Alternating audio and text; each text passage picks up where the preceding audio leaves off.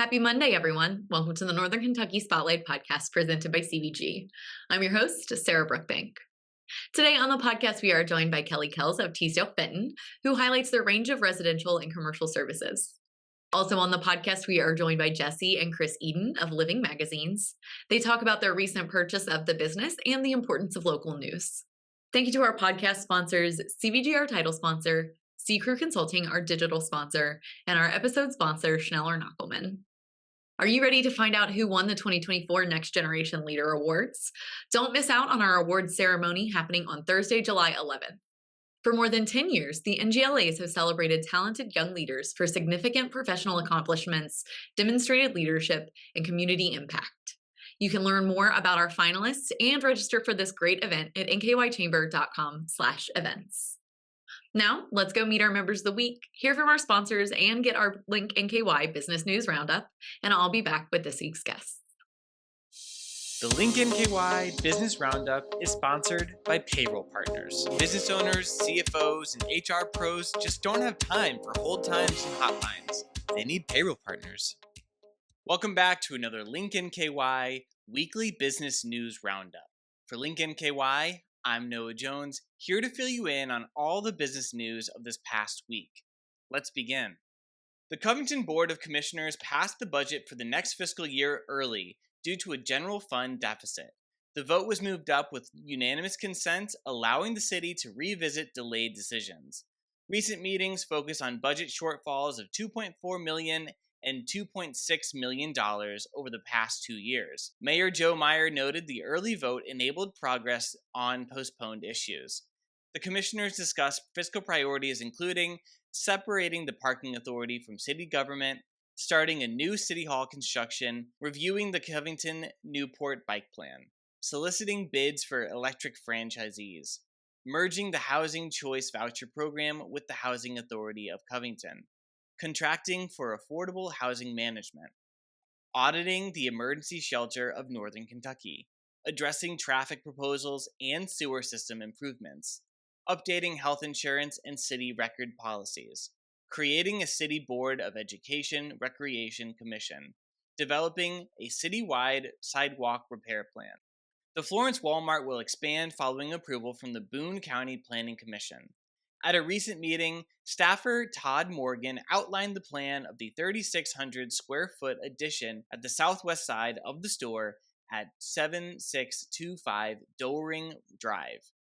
This new area will serve as a pickup location reflecting Walmart's 24% e-commerce growth. Last October, Walmart announced a $9 billion two-year investment to remodel over 1,400 stores, including this expansion.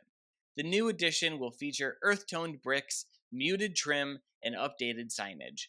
Changes include reducing building-mounted signage, relocating the pickup sign, and removing the dumpster area. Signage at the Auto and Garden Center will increase, and 7 new directional signs will be added to the parking lot. The Technical Design Review Committee unanimously approved this proposal. There is no time limit or cost estimate for the project as of yet. The Covington Board of Commissioners is set to accept $10 million in state-issued grant funds next week per a resolution proposal heard at Tuesday's caucus meeting. The money will go to funding early infrastructural work at the Central Riverfront Development Site, which sits on the site of the old IRS complex, which was decommissioned in 2019.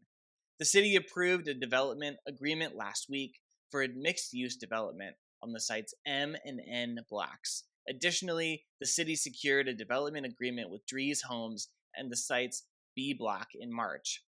This year also saw a multi-million-dollar injection of state money into the site for the establishment of the new Northern Kentucky Center of Biomedical Excellence, which will see the relocation of NKU's Chase College of Law and the Highland Heights branch of the University of Kentucky's College of Medicine to the riverfront. The grant acceptance was placed on the consent agenda for next week's meeting, meaning it will likely pass. Boone County Fiscal Court voted unanimously on Tuesday to prohibit these businesses within the county. The vote included Judge Executive Gary Moore and Commissioners Kathy Flagg, Chet Hand, and Jesse Brewer. Boone County joins Campbell County in this prohibition, with Kenton County considering a similar ordinance. Medical cannabis will be legal in Kentucky starting January 1st, 2025. Cities and counties will have until June 30th to set regulations allowing or prohibiting these businesses.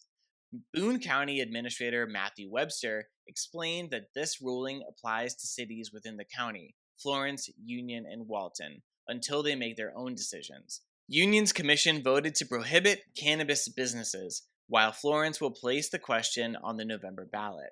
Commissioner Chet Hand clarified that this ordinance does not ban medical cannabis itself, only the businesses. Despite the unanimous vote, resident Marvin Armstrong opposed the prohibition, arguing that regulated dispensaries would benefit the community. Conversely, resident Sheila Scaff supported the ban, citing safety concerns. The new steps involve cities deciding their stances and potential adjustments based on the upcoming state regulations. And that's it for this week's Link NKY Weekly Business News Roundup. For Link NKY, I'm Noah Jones. Thank you for listening. Why would you travel to England? For football! To go or not to go? That is an easy question. To visit the land of Shakespeare. To take in all the sights. Authentic fish and chips. To experience arts and culture. 2 words, British Open. To visit my family. Same reason I go anywhere. For a pint of beer. To start my trip through Europe. Whatever your reason, there's no better time than now. Congratulations to our members of the week. You can learn more about these businesses by following the Northern Kentucky Chamber on social media, where we will highlight one of these businesses each day. Now, let's meet our members of the week. Kraus Maffei is among the world's leading manufacturers of machinery and systems for the production and processing of plastics and rubber. Rehabilitation and Performance Institute is a privately owned physical therapy company that strives to bring health and happiness to the communities they love. Reich Services is your trusted partner for more than 130 years, with experience in commercial plumbing, heating, ventilation and air conditioning services, and more. Blossom transforms lives by equipping people with simple, sustainable practices to bring them into alignment with a sense of well-being and ease. Comal Restaurant is chef-owned and operated, nestled in the heart of Fort Thomas, serving unique and flavorful tacos, soups, and salads. Hi, everyone. Today on the podcast, I am joined by the owners of Living Magazines, Jesse and Chris Eden. Welcome to the podcast, guys. Hi, Thanks great for to having be here. us, yeah. Yes, it's exciting to have you on. You guys just bought this business earlier this year. So tell us about your business and why you guys got into this. Well, do you want to go first? I'm happy to start. You Okay, can jump in yeah. and correct me when I'm wrong. So we own and operate a local magazine publication. We operate in 4 neighborhoods across greater Cincinnati, Hyde Park, Indian Hill, Wyoming, and Ohio, and then Fort Thomas and Kentucky. We are Kentucky-based in terms of our office. We operate out of Fort Thomas. We live in Fort Thomas, and the Living Magazine brand has always been owned through Fort Thomas, so we feel pretty lucky to be able to sort of continue this legacy. This magazine's been around since 1977, great history and a really strong base of readers and advertisers, so it's been a treat to get to take this on. Yeah, that's really exciting. And you guys are kind of bringing it into a new modern era. I know, Jesse, you said you've been working on the website recently. Tell us a little bit about that and like the process of taking this business over. Sure. I think it can be a traditional publication, and our focus is to kind of have it be a traditional publication, but also be modern for people that maybe don't have time to sit down and look at a magazine or whatever else. And so we'd like to, we wanted to expand some of our digital offerings. So we've redone the website, and it hadn't been used in 3 or 4 years. So, so that was a lot of work, and we finally launched it in the past month or so. And it's clean and sleek, and there's color photos on there. All our photos in the magazine are black and white. So, so we're kind of trying to offer something for everybody. Yeah, that's really great. And the black and white is so fun. I love that as someone who is like a print journalism girly. I love that classic feel. But why do you guys do that? Oh gosh, it's kind of part of the legacy. It started as black and white frankly, because it was cheaper, I think, to print that way. And it's just kind of stuck with the vibe and the theme of the magazine. I think Chris says it best because he explained it saying it's a nice break from all the color and all the static of every single ad you see. Yeah. Every ad, every story, everything is like blasting you in the face, like very bright, very like busy. So we have a nice, simple, quiet product. Yeah. I think our magazine does exist in a little bit of a niche, right? So we are hyper-local, positive, community interest news, right? We're not doing beat news. We're doing stories about your neighbors and local businesses. And, I sort of see the spectrum of like social media on one end and print, like the Inquirer and Link here in North Kentucky on the other end. And we sort of land in the middle, right? Where we're a free publication. So if you live in one of our neighborhoods, chances are the vast majority of single family homes get them either monthly or bi-monthly. And I like to explain it as like a little space in your day to like have something that's sort of quiet and is sort of not as in your face. We have some competitors that take a different strategy and they try to catch your attention in different ways. I am of the belief that black and white now catches your attention more than anything else because it's so different from everything else that hits your mailbox. So I think we'll keep the black and white for now. People keep asking us if we're going to go to color, but we do want to have in our social media and our website the ability for our readers to see photos in color if they want to, especially if it's a particular, if it's your family or if it's a particular event that you really wanted to see the photos from. You can have the opportunity to do that while keeping the sort of the tone of the magazine and the history of the magazine intact, which is something we both care a lot about. Yeah, and like, for example, some photos, like I'm more of the creative side of things, and some photos, you kind of need it to be colored to understand like the context of everything, like the aurora borealis that happened. I collected photos from people that lived in Fort Thomas, and I'm going to put together like a little digital photo gallery for that. That would be hard to convey in black and white. That doesn't really give colors. Yeah, no, it doesn't. So some things it's not suitable for, but that's why we have the website so that we can highlight those things too. Yeah, that's really awesome. And you mentioned that you guys kind of fit this little niche publication. You guys are locally, independently owned. You're doing local community journalism, which is something that I am personally very passionate about. So tell us about the importance of that for maybe people that aren't as tuned into that ecosystem as some others. So like kind of touch on that, because I think, like I said, it's one of my little passions. But on your all's end as publishers, what are you guys seeing? What do you guys think the importance is? Yeah, Jesse is the journalist among us, but I think I have certainly seen, again, there's a spectrum of how people get their information now. That has been a very hot topic around the world and the country for a long time. So the response that we've gotten since we've announced that we were buying this magazine is like people really cherish that space to read about their neighbors, their kids, their local school district, a lot of school news in our publications, the events that happen locally in their communities. And there's not a lot of folks doing that, right? Like, the Inquirer and even Link have such a broad, region to cover. It's hard to get hyper local. And our magazines and the communities that we serve really, we have some stories that cross multiple magazines, but for the most part, they are very, very intentional to those magazines. I think one of the other things that makes us unique is that we have editors in each of our communities that we inherited from previous ownership. So they've been living longer than we have, and they really know their neighborhoods. Yeah. So they, they are, they're very in touch with the people and what's happening, and the business has moved or closed or opened. And that's been a real benefit for us as we've tried to sort of learn. Outside of Fort Thomas, we're learning as well. So, I don't know, does that sound right? Well, I have a lot to say on this topic, but I think, you've seen such a shift from, traditional newspapers. I remember when I was in college and I was like, I'm going to be a print journalist, and then all the papers shut down. And so I was like, oh no.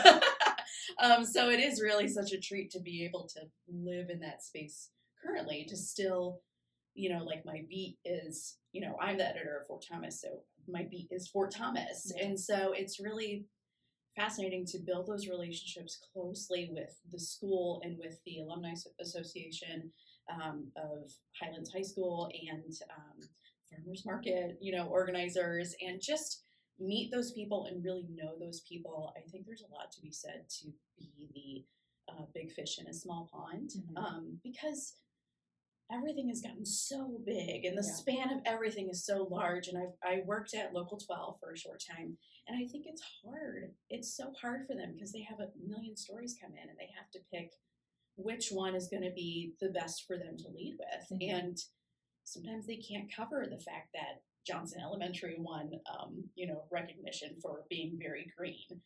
Like for some people, they can't, or for some publications, they just can't.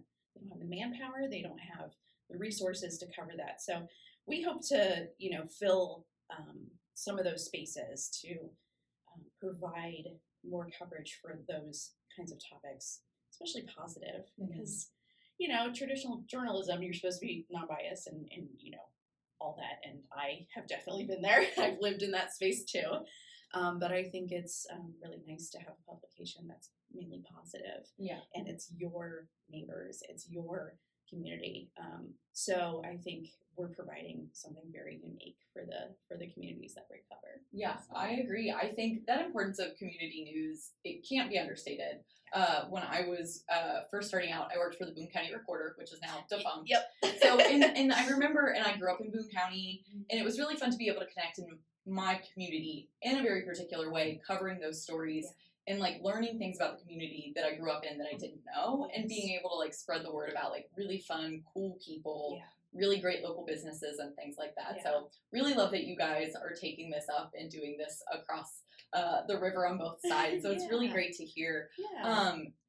In addition to the community news that you guys cover, you guys have also mentioned advertising opportunities. So talk to us a little bit about the advertising opportunities that you guys have. Well, I'll kick that over to him. He's the advertising guy. Yeah, so I think that what's really exciting about the way that we operate, and this isn't quite a question, but I'll get there, is that we have a really diverse skill set between the two of us. So Jesse has worked in media and in public relations and in marketing, and really is the creative side of the business. I have worked at UC. I still have my day job at UC. Jesse does living full time. I do it, as a second job, which has been a great learning, a piece of learning for me. But so in my role, I have been what we call a development officer, a fundraiser for the past 12 years, and that is very, very aligned to the sales piece of our business. And the sort of operations side. So anything back of the house operations and sales is my role. And I think for our advertisers, the pitch is very similar to what we just talked about for the news, right? It's number one, you're reaching really established, affluent communities. So future customers and the kind of communities that many of our ad partners want to reach. And you're also, that your advertisement is going to be in a publication that is going to be positive, that is going to be local, and that is going to be hopefully read by more people than some other avenues, right? So we have done the previous owners did some survey data back, probably it's been close to 10 years ago, about folks and how they make their buying decisions and the sort of attention decisions based on living versus other publications. They got really good numbers then. We're thinking about how we can survey both our readership and our advertisers now to try to get more data behind the sort of ROI for being an advertiser. But we have many, many long-term advertisers, some as long as 20 years. Wow. We inherited many incredible relationships. We inherited 2 ad reps, much like we inherited editors on the editorial side. So we have been very, very blessed to have a lot of institutional knowledge that came with the business.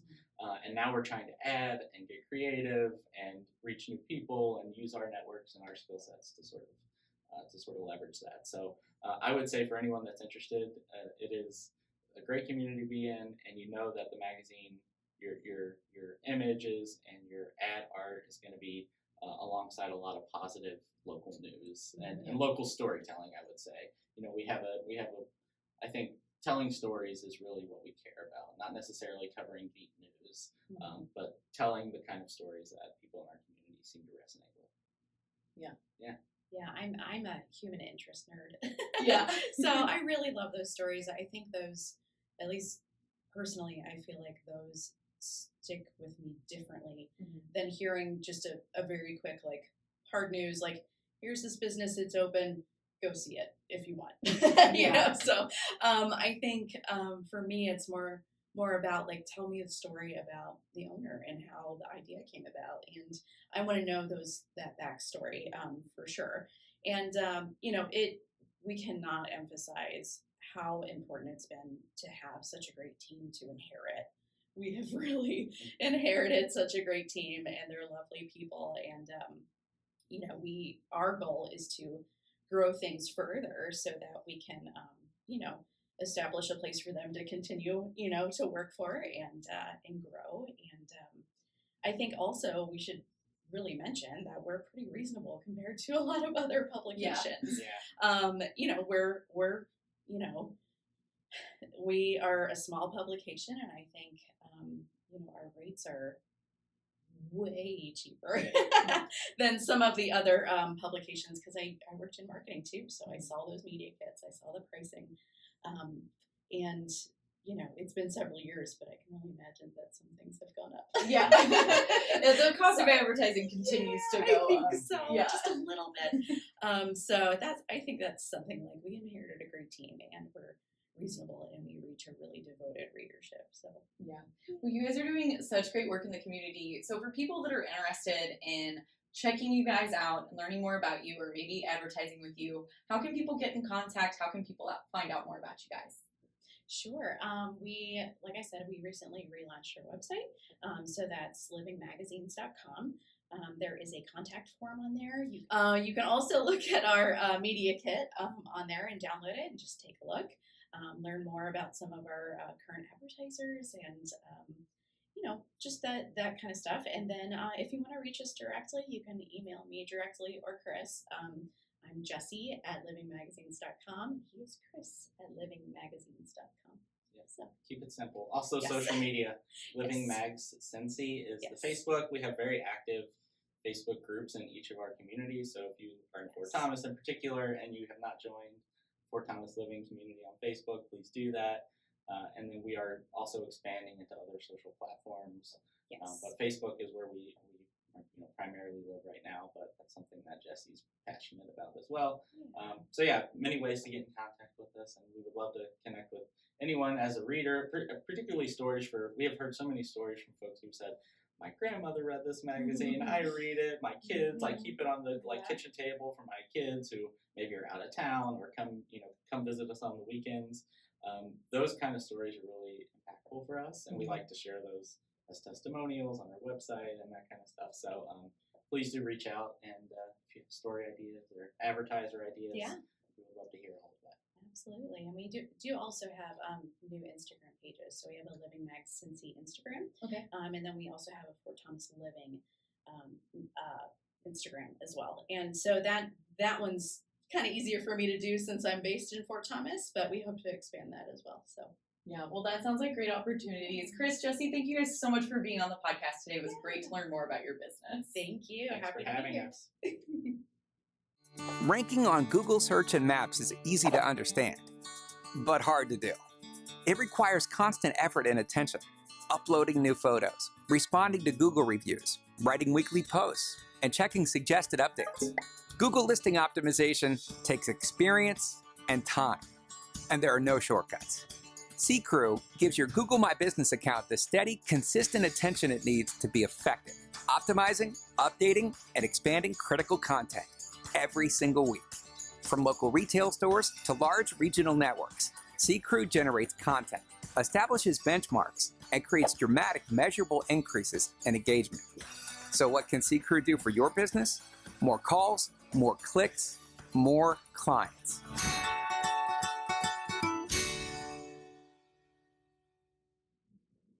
Hi, everyone. Today on the podcast, I am joined by Kelly Kells of Teasdale, Fenton. Kelly, welcome to the podcast. Thank you so much for having me. Yes, so let's jump right in. Tell us about Teasdale, Fenton. Tell us about what you guys do. So Teasdale, Fenton's been around for a very long time. I believe 1830, they started as a dye house on the Cincinnati River. And basically, we've grown into where we are now. And so we are commercial and residential. We do obviously carpet cleaning, air duct cleaning, all kinds of different floor cleaning, things of that nature. Yeah. And you mentioned residential and commercial. Correct. That's really nice that you can do a little bit of both. Yes. When you're talking about the areas that you serve, what parts of Greater Cincinnati do you serve? Do you serve everyone? So everyone in Greater Cincinnati, North Kentucky, West Side. We do service some of Indiana, Lawrenceburg. We have a office in Columbus and Sarasota, Florida. So a little bit of everywhere. A little bit of everywhere. Very nice. So you guys offer a lot of different services. You cover a big geographical area of the Greater Cincinnati region, obviously. So tell us a little bit about the floor cleaning and the carpet cleaning that you do and those types of offerings. So we have a very large fleet. We have, I forget how many trucks that go out daily. And so especially residential, our motto is like, call today, clean tomorrow, because we're accessible to be able to, more than likely do that. Yeah, that's great. And so on top of the cleaning, do you guys just offer cleanings for that? What else do you offer within those range of services? So we obviously do carpet, air duct, dryer vent. We handle about any type of hard surface flooring, whether that be tile, grout, LVT, VCT, strip and wax, marble, any sort of stone.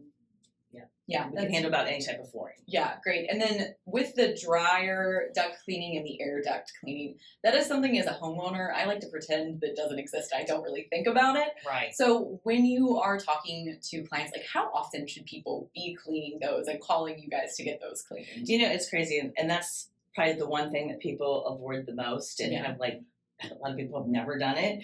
And as far as like the air duct, we recommend every 4 to 6 years. Basically, that affects the quality of the air you're breathing in, and also the efficiency of your furnace or your unit, running, the quality of, that as well. The dryer vent, that's a whole nother story. Everybody knows that, that can cause fire. So we recommend every year. And statistically, I think 2023, there was over 15,000 fires, structural fires in the United States, 600 injuries and 15 deaths. Just from the dryer vent clean? Just from not having your dryer vent. Yeah, that's crazy. So you guys really offer a lot of services for homeowners and things that obviously they can call you, they can kind of get a whole bunch of things done all at once. When you're talking about working residentially, what sets you apart from other companies that are kind of working in that same realm as you all? I think because we're a one-stop shop. We offer so many different services. So, you want your dryer vents clean, you want your air duct clean, your carpet clean, your tile clean, we offer pressure washing. There's just so many different services that we offer versus, trying to piecemeal everything all together. Correct. Yeah, that's really great. And then similarly for commercial and businesses, and obviously we have a lot of business owners that listen to the podcast. Yes. Talk a little bit about your commercial services that you offer. So a lot of those are the same services. We also offer like warehouse cleaning. We do that. A lot of people don't know we do that. And then obviously the pressure washing. And then, obviously we're in the restoration business as well. So that's always, in an unfortunate accident, whether it's residential or commercial, we can cover that need. Yeah. And that need is also with that, we service people from the start of the issue, and we can take that all the way to the end. Yeah. Talk to us about, so as someone who has been through kind of like a catastrophic flood situation before, had a water heater burst above my apartment when I was in college and had to move out of my apartment during finals week. It was a very, very good time. So if something like that happens, say a water heater bursts or there's another type of catastrophic accident, tell us about the process and what people should do and what they should know if they want to work with Teasdale. They should call our 800 number and we'll get somebody out there in a timely manner, like ASAP, as soon as we can get out there. And then we'll take that and we'll try to eliminate that from becoming a bigger issue. Right.